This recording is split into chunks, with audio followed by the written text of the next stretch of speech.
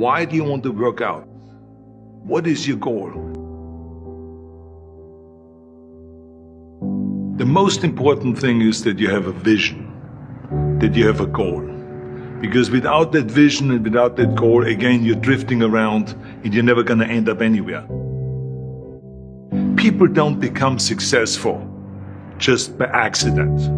Maybe the guy that found gold in California and started the gold rush, but don't count on that. That's a one in a lifetime kind of a situation. So you got to really have a specific goal. And to me, to have that vision that I want to be Mr. Universe, that I want to be the greatest bodybuilder of all time. That was a great vision, and that specifically to look like Reg Park and to be up there on that stage and to lift the trophy overhead and to win the championship over and over and over again. So that was a great goal. You have to have a goal. Now, it doesn't have to be that specific goal, but it has to have some goal. This is why I always recommend to people, sit down, take your time, and start thinking about, why do you want to work out? What is your goal? And then it can be as crazy as it is. It could be, I want to impress girls. If that's your goal, so be it, but it motivates you. It could be that you're emulating a certain, bodybuilder or a certain football player, a certain boxer, whatever it is. Have those pictures put all over the wall like I did when I was a kid. I put pictures of Reg Park and of Sonny Liston, of boxers and of Ali and of powerlifters and weightlifters all over my bedroom, wall. So that every day when I go to sleep, every day when I wake up, I look at those pictures and they motivate me. You need that motivation, and then therefore you have this kind of imprint in front of you all the time, and you know exactly what you're chasing.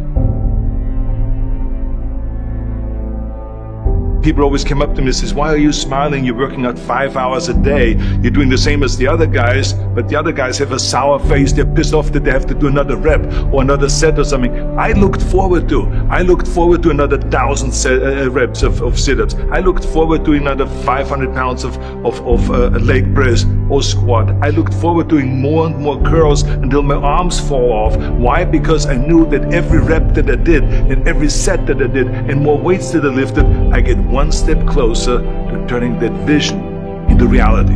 So I was turned on by that. I was excited. I couldn't wait to get to the gym.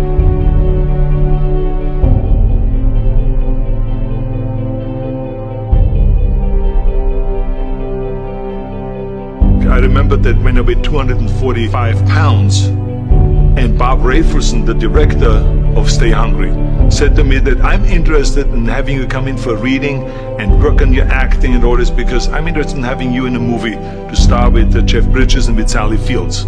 I was delighted about that, and I was excited, and I started pumping up more and more. And then he said, but I don't want you to weigh more than 210 pounds. You want me to be in the movie, but I'm weighing 245, 246. I say, I just won the Olympia, I say, which was 1974, and I was really at my biggest. And but he demanded that, and he says, look, it's very simple.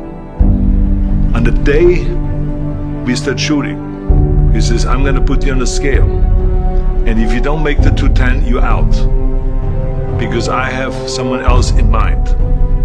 And I worked on it. I started visualizing myself very clearly as a lean athlete, because that's the only way I could lose that weight and all of a sudden get interested in running more, because up until that point I ran like 3 miles after training or before training or whatever, but now all of a sudden it was 5 miles, 6 miles, 7 miles, 8 miles, and they even ran mini marathons in order to lose the weight, and I did everything with high reps, and I was watching my diet, what I eat and all those kind of things.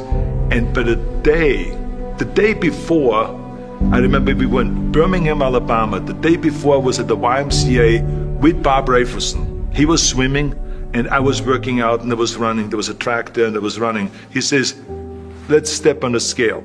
And I stepped on the scale and I weighed 209. So it just shows to you what is possible if you visualize exactly what you want to look like.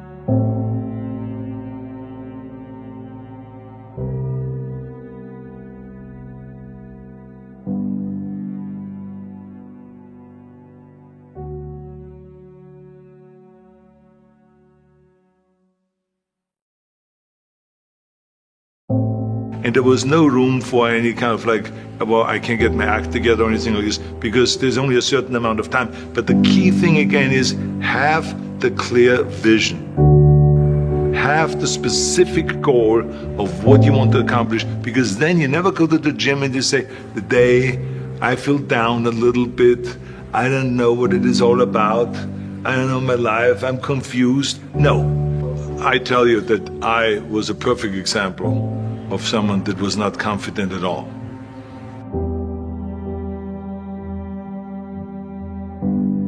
I mean, when I was a kid, I was just like any other kid. I had my hang-ups and problems and all this.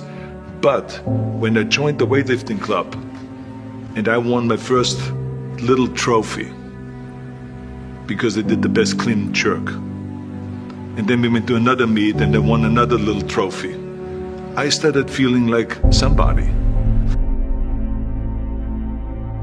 But the bottom line is, everyone can use the same method, because I used it in politics, I used it in making money, I used it in everything that I've done in the movie business. When you have one little victory, little victories add up, and that is what gives you then ultimately confidence. Well, for me, the most important thing always is to have a deadline. So when I, for instance, had a competition, and let's say the competition was in the middle of September, and it was now beginning of summer, so there was no more time to screw around. So there was the time now to get going on a diet, to get going with the training, to not slack off at all, because there was a deadline there. The day of the competition, I had to be in the best shape possible. And I knew that if I come to the competition and I lose because I did not schedule my training the proper way, or I didn't have the right frame of mind, or I didn't give everything, literally worked my butt off, I would be just so angry.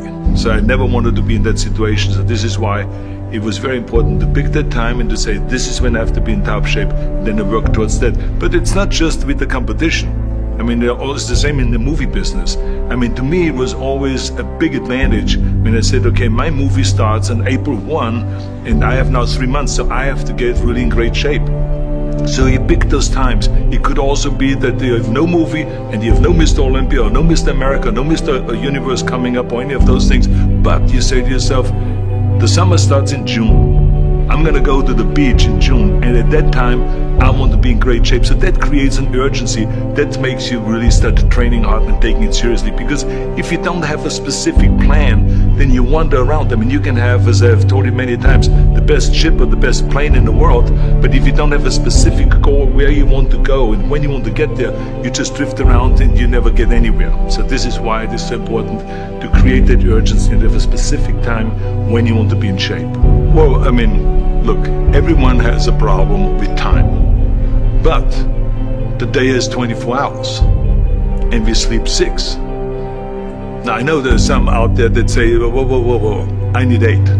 Well, I say just sleep a little faster, because the bottom line is we have 6 hours of sleep, 24 hours are available, so you have 18 hours now available to your work, your family, your hobbies, and also to learn something new or to do something new, which could easily be that you want to learn a new language, or that you want to read as a New Year's resolution, I have to read a book every week, or you say, I'm gonna go and reshape my body.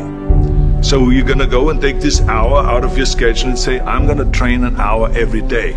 So this is for most people a huge challenge, but it is totally doable, I can tell them, because the kind of things that I did when I came to this country, I mean, I went to school, I was working in construction, I was working out my 5 hours a day, I was taking acting classes from 8 o'clock at night to 12 midnight, I was doing all of those things.